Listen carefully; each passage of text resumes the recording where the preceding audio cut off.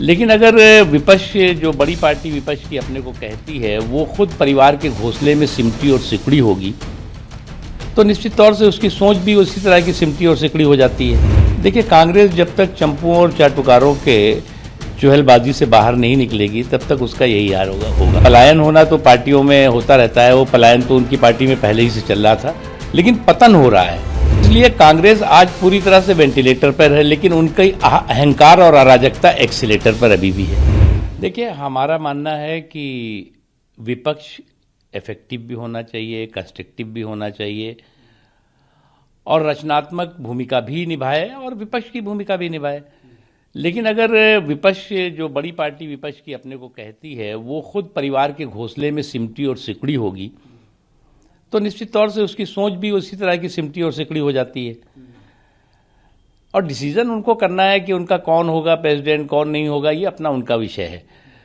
लेकिन आज की तारीख में देश भी चाहता है, खुद प्रधानमंत्री जी ने बार बार, मोदी जी ने कहा कि भाई विपक्ष जो है वो इफेक्टिव होना चाहिए, कंस्ट्रक्टिव होना चाहिए। लेकिन आपका जो डिस्ट्रक्टिव माइंडसेट है, उस डिस्ट्रक्टिव माइंडसेट ने आपके पूरे के पूरे वजूद को जो है वो का बंटाधार कर दिया। और आज स्थिति ये हो गई है कि जो ग्रैंड ओल्ड पार्टी है वो एक ऐसी नॉन परफॉर्मिंग एसेट हो गई है जिसका अंदर कोई भाव नहीं रह गया, बाहर कोई मोल नहीं रह गया।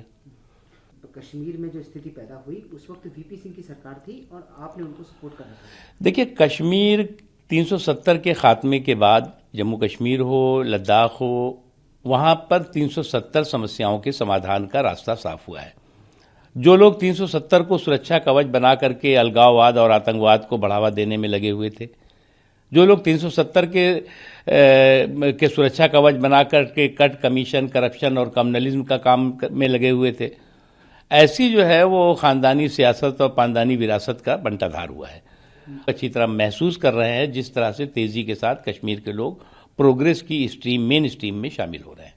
मल्लिकार्जुन गांधी परिवार नहीं बल्कि हर कांग्रेसी जो है 5 राज्यों में हार के लिए जिम्मेदार है। देखिए, कांग्रेस जब तक चंपुओं और चाटुकारों के चुहलबाजी से बाहर नहीं निकलेगी, तब तक उसका यही हाल होगा। और जब परिवार के घोंसले में सिमटी हुई कांग्रेस पार्टी जिस तरह से एक के बाद एक उसका पतन हो रहा है, उसका मुख्य कारण एक है। पलायन होना तो पार्टियों में होता रहता है, वो पलायन तो उनकी पार्टी में पहले ही से चल रहा था, लेकिन पतन हो रहा है। नैतिक रूप से भी मैं देखता हूं पतन उनका हो रहा है, राजनीतिक रूप से भी पतन हो रहा है। और उसका एक ही कारण है कि उनकी जो निगेटिविटी है, उनकी जो नकारात्मकता है, वो नकारात्मकता से बाहर नहीं निकल पा रहे हैं। और इसलिए कांग्रेस आज पूरी तरह से वेंटिलेटर पर है, लेकिन उनका अहंकार और अराजकता एक्सीलेटर पर अभी भी है। तो जब परिवार के घोंसले से बाहर निकलेंगे, तब वो अहंकार और अराजकता उनका थोड़ा सा साफ होगा।